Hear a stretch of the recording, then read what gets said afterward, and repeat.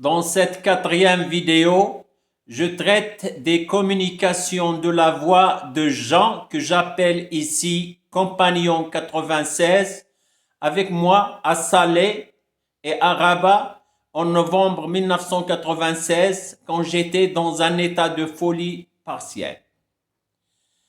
En 1996, je travaillais à la commune de Bnirlef Louisiya en tant que fonctionnaire du ministère de l'Intérieur marocain et j'habitais seul à Mohammedia près de Casablanca. Mon nom est Azlaf Mohamed et je suis originaire d'El Ayoun près d'Oujda. La voie de Compagnon 96 me menait par ses ordres à Salé et à Rabat en novembre 1996, avant l'étape de l'enlèvement par la route de Tanger dont j'ai parlé dans mes 3 vidéos précédentes. Ici, je parle des événements d'une nuit avec la voie à Salé et à Rabat. Donc, après la nuit des exercices physiques que la voie de Compagnon 96 m'avait fait pratiquer à la forêt Marmora près de Salé, j'étais allé au faubourg de Salé, Sidi Moussa, sur la côte au nord-ouest. Là, le matin, je sentais que mes pieds me faisaient atrocement mal à cause des courses violentes que la voie de Compagnon 96 m'avait fait faire à la forêt Marmora, et c'était alors que j'allais enlever mes chaussures et les abandonner sur place.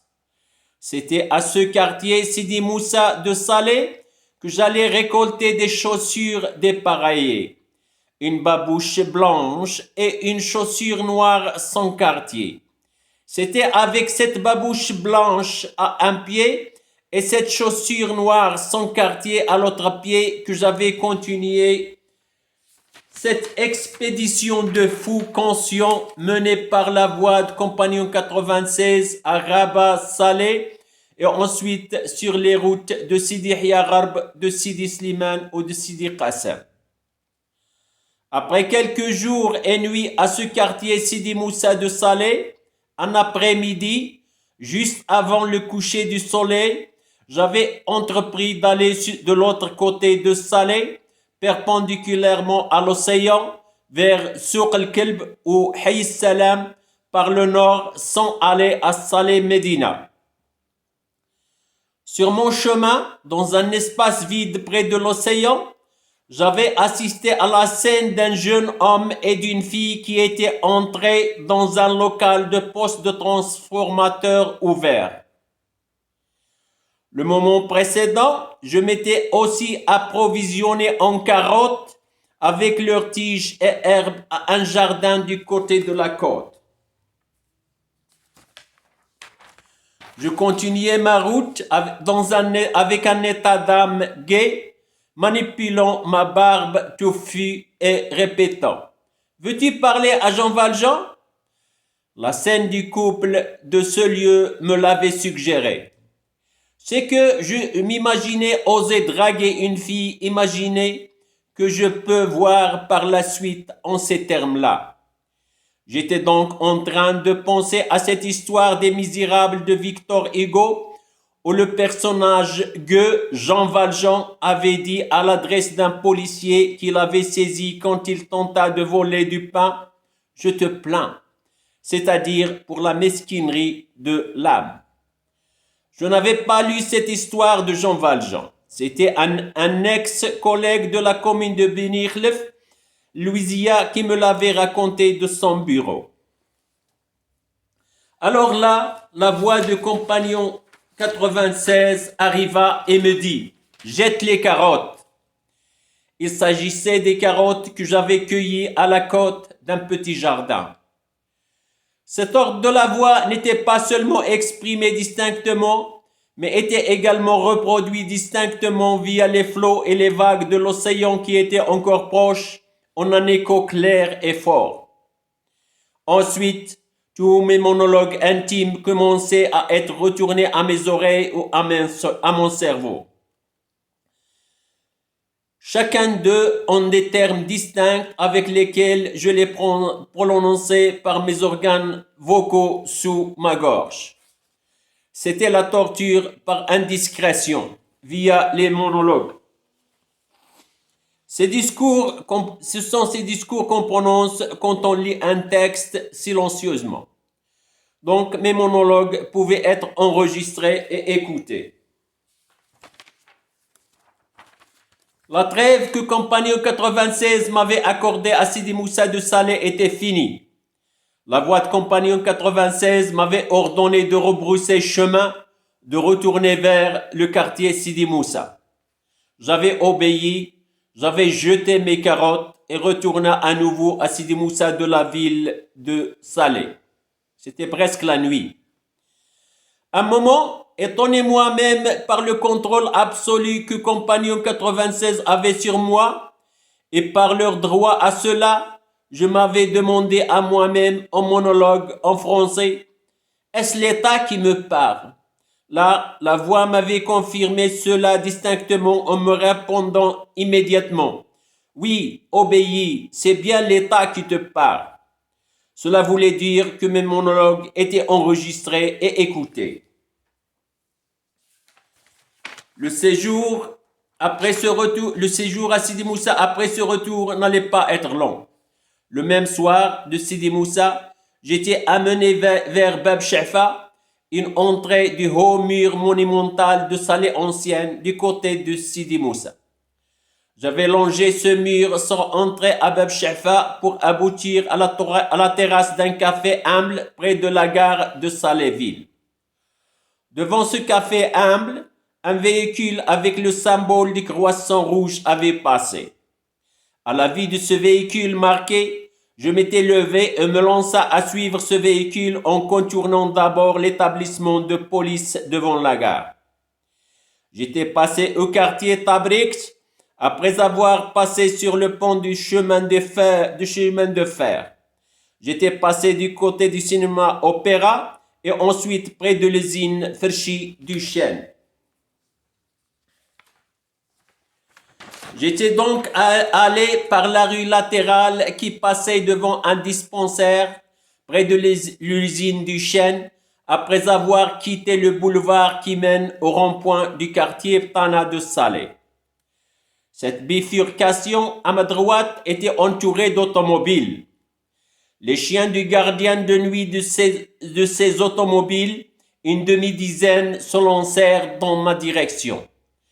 J'avais commencé à gesticuler, me penchant vers le sol, étendant mes oreilles, mes bras, comme si je lançais des pieds contre les chiens. Y avait-il vraiment à ce lieu des pierres?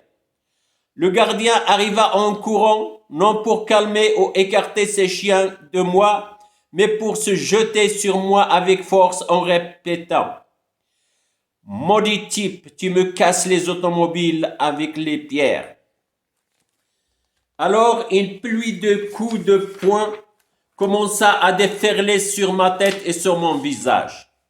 Ce gardien me frappait de toutes ses forces. Ses coups faisaient carrément sonner ma tête sous les chocs.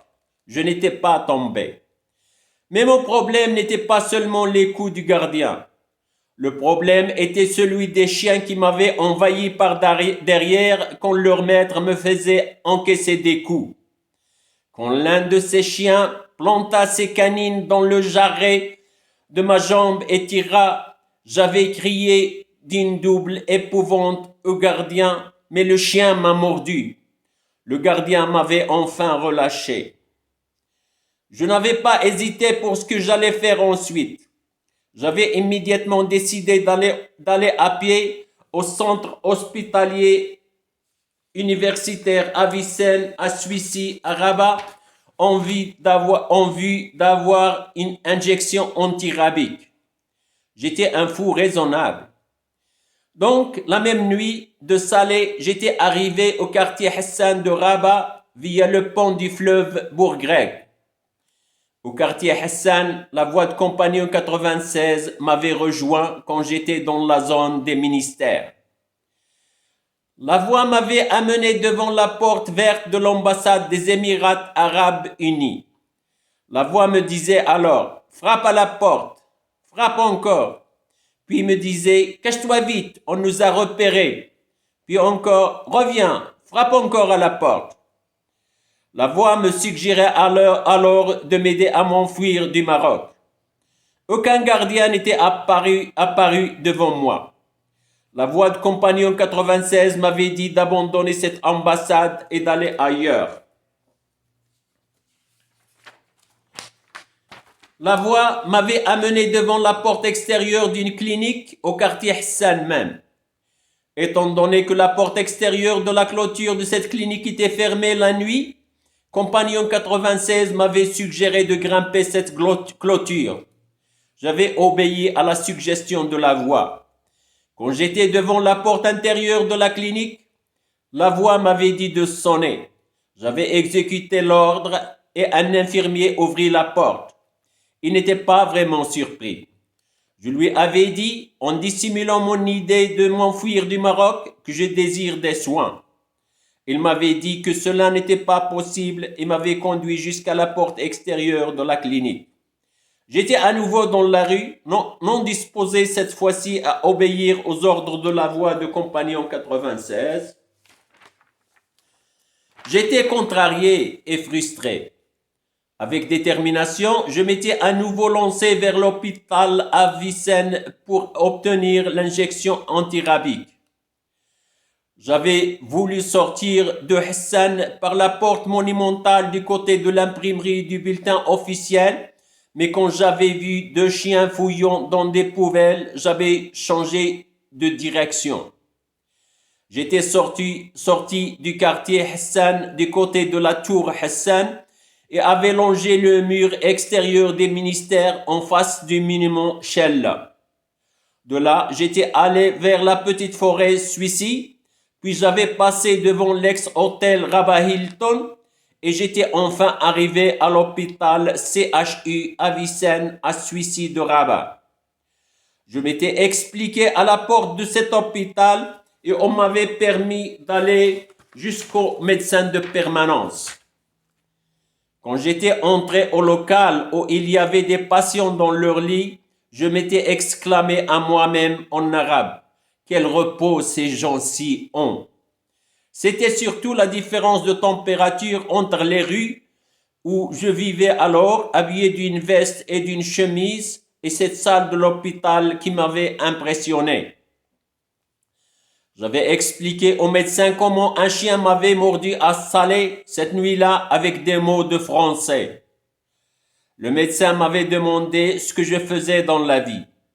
Je lui avais dit que j'étais adjoint technique à la commune de Bni Louisiya et que je vivais seul à Mohammedia en cette année 1996. Il m'avait suggéré de retourner à Mohammedia et d'aller voir mon psychiatre. J'avais montré au médecin mon horreur de retourner à Mohammedia. Pour la question de l'injection antirabique pour laquelle j'étais venu à cet hôpital, le médecin m'avait préparé un reçu sans cachet, ni griffe, ni signe de l'hôpital et m'avait dit d'aller le lendemain matin à Babhed, au centre-ville de Rabat, à un dispensaire avec son billet. C'était ensuite un infirmier qui était près du médecin qui avait commencé à me donner des indications sur la situation de ce dispensaire à Babhed. Quand il m'avait dit que je devrais aller près du terminus d'un bus, numéro 5 au 17, du côté du quartier L'Océan, je lui avais dit que je connaissais d'abord la situation du terminus de l'autobus numéro 3 qui dessert Agdel. Il m'avait alors dit avec ironie, « Ah, tu ne connais donc que les gens du Haï !» Quand j'étais sorti de l'hôpital, il faisait presque jour. J'avais avancé vers le quartier d'Agdel et là, la voix de compagnon 96 m'avait rejoint à nouveau après m'avoir quitté la même nuit au secteur Hassan. J'étais donc dans la partie située entre le lycée Descartes et la résidence des gendarmes. De proche en proche, par les directives de la voie du compagnon 96, j'avais abouti dans le garage ouvert de la cave d'une villa à Agdal. Ce n'était pas encore 9 heures du matin. La voie de compagnon 96 m'avait ensuite dit « Sors du garage et va à la pharmacie voisine. » J'avais obéi et il y avait effectivement une pharmacie à gauche du garage où j'étais conduit, regard vers le nord. Quand j'étais devant la porte de la pharmacie, la voix m'avait dit « Ouvre la porte de la pharmacie toi-même et prends les médicaments. » Devenant crédule, j'avais manipulé les cadenas de la porte de la pharmacie par mes mains vides. Rien. Après un va-et-vient entre le garage de la villa et la porte de la pharmacie, lassé et en colère, j'avais quitté ce lieu.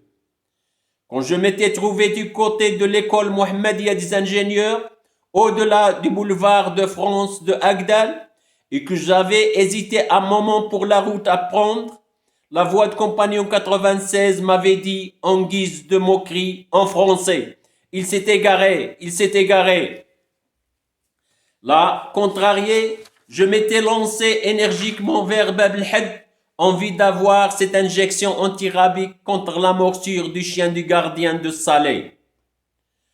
À l'heure d'entrer au travail aux établissements publics, le matin, par erreur, j'étais allé à un autre dispensaire que je connaissais à Bab el-Had, Souiqa, du côté du boulevard Hassan II. J'avais donc raté le dispensaire que l'infirmier et le médecin d'Avicenne, CHU, m'avaient indiqué la nuit précédente.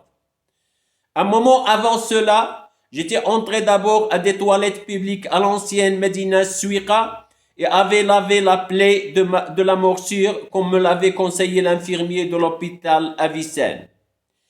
Une fois au dispensaire du boulevard Hassan II, et après son examen du billet du médecin de l'hôpital CHU, un infirmier avait pris un petit flacon qui contenait une poudre blanche et m'avait dit de le suivre dans un couloir. Sceptique, j'étais sorti du dispensaire au lieu de suivre cet infirmier. J'étais donc sorti du dispensaire et j'étais à nouveau au boulevard Hassan II, du côté du grand jardin public sans avoir d'injection.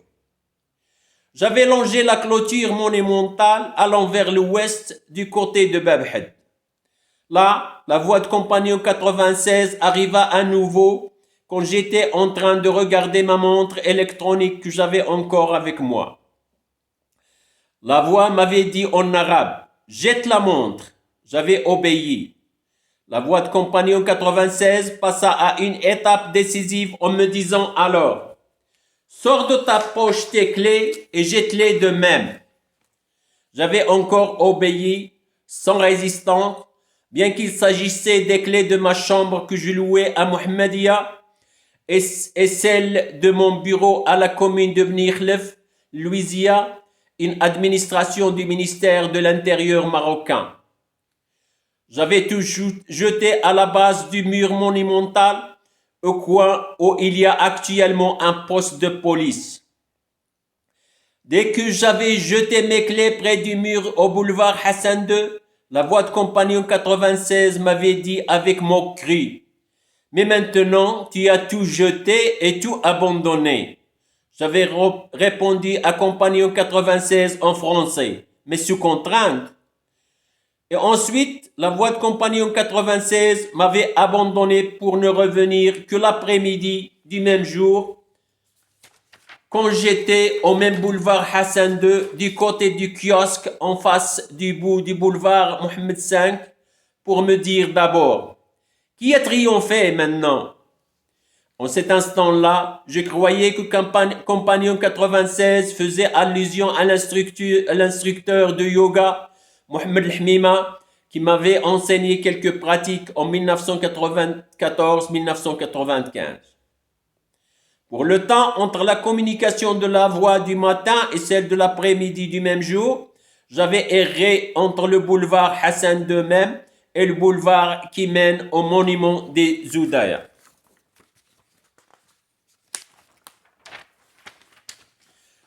Dans la vidéo qui va suivre, la vidéo 5, je parlerai des instructions verbales que me donnait la voix de Compagnon 96 durant la nuit qui a suivi la nuit où le chien du gardien des automobiles m'avait mordu à ma jambe à Salé.